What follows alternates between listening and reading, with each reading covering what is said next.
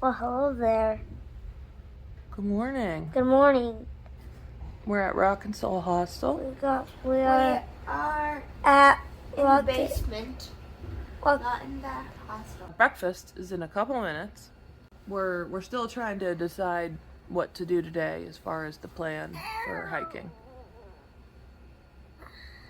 So, And we're leaving tomorrow, which is sad. Yeah.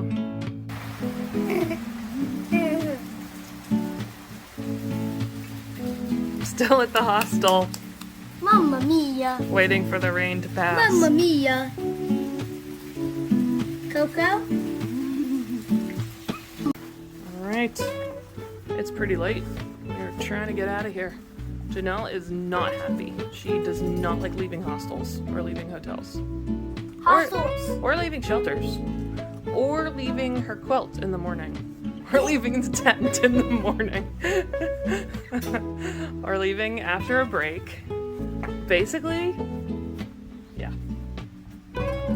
Here's Gilbert, ready to go. Green jacket, backpack on. Boom. Don't forget your trekking poles now. All right, what are we doing? We are starting a hike for very, very late. Yes, and this is our last 14.5 miles, and then we'll be done with the trip. So we're not gonna do it all today though, we're way too late. It's already like almost 2, I think. We waited out the worst of this rainstorm at the hostel, and almost 2 p.m. we're finally getting started. We have 14.5 miles to our northern terminus, to the end of our hike. We have to, the sooner we get to Port Clinton tomorrow, the more time we'll have to obtain transportation to where our flight home is, which is Washington, D.C. So it behooves us to have a short hiking day tomorrow and do as many miles as we can today. Now, realistically, we do hike until 7 p.m. sometimes, just 5 hours. So we could theoretically do another 10 miles today, maybe even a little bit further if we push it later. But, I don't know. It depends on how the kids do. But I would say the most we could possibly do would be about 10 miles today, which would put us at 4.5 for tomorrow. And we would theoretically get up pretty early tomorrow morning and get those miles done pretty quickly. Now, there is a campsite 9.6 miles from here, so that may be where we end up if we do well. That would be a good day for us.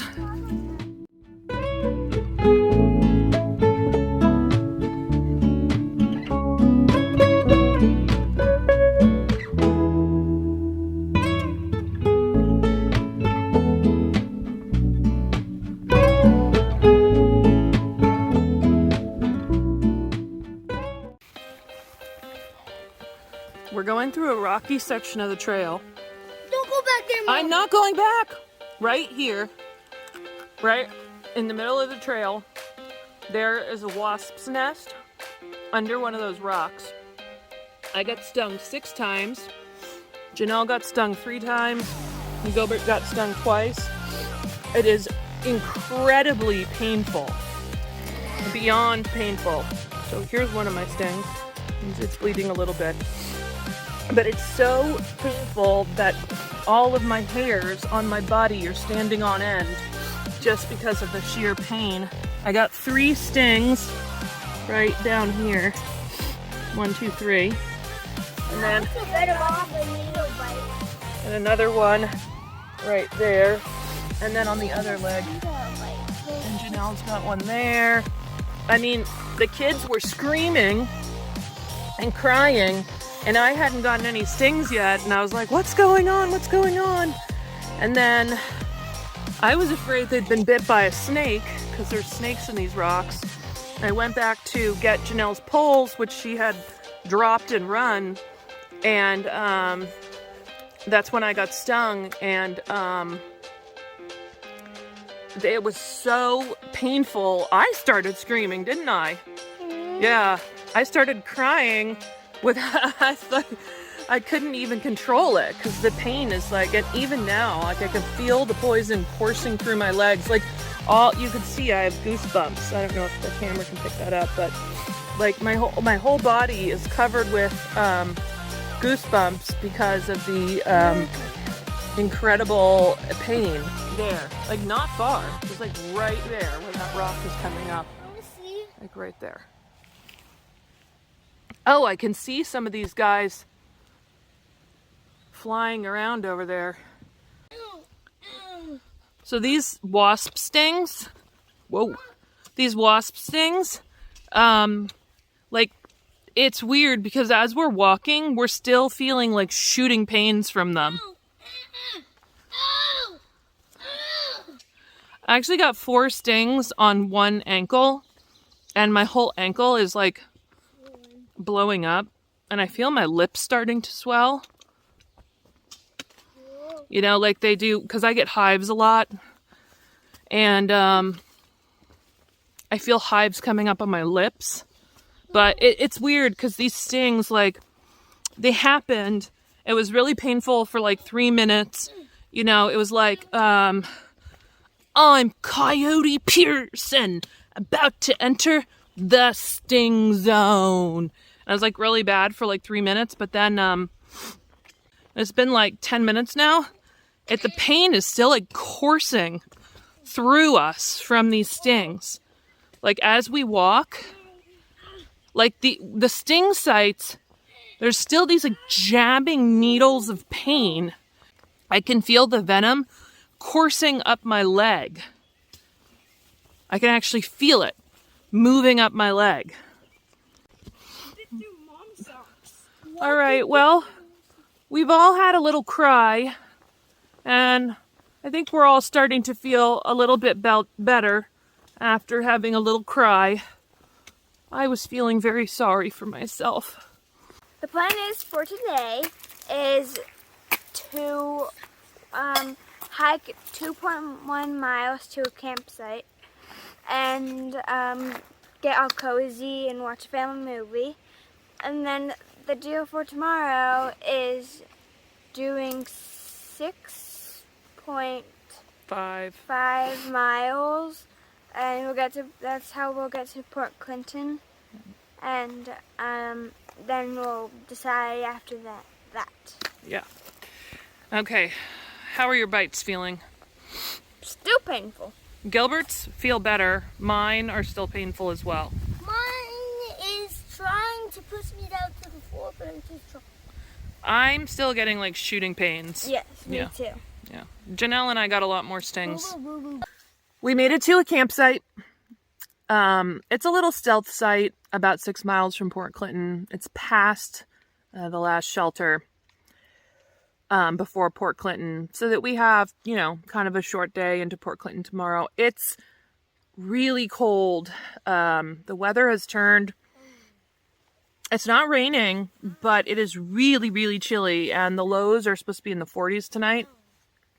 And we are just already very chilly in here. So kids are outside finishing up their dinner. We made hot dinner tonight, and they're just trying to eat up really quickly so they can come into the tent and get dried off and warm. We're kind of like wet from the knees down, just from walking through wet ferns and grass and things like that. I'll show you the campsite. So this is our campsite. The stealth campsite. We're just in a little stealth spot that somebody made. It's super freezing, and somebody made a ring thing to make a fire. And we're surrounded by a bunch of leaves and wood and things like that.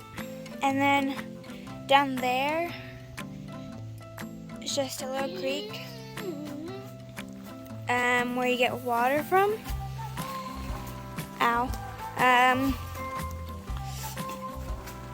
And that's all. It's just a little camp spot. We tried to do or get the flattest spot, but yeah, this spot has a huge tree. It's kind of poking the tent or the fly. So we're not going to be using that side, I'm ready, Mom. but we're going to be using that spot. Where's your cup? And my Yeah. cup's still there. Bring it over here so I can see that it's scraped out. Well, I But don't this know. is How to... our camp spot.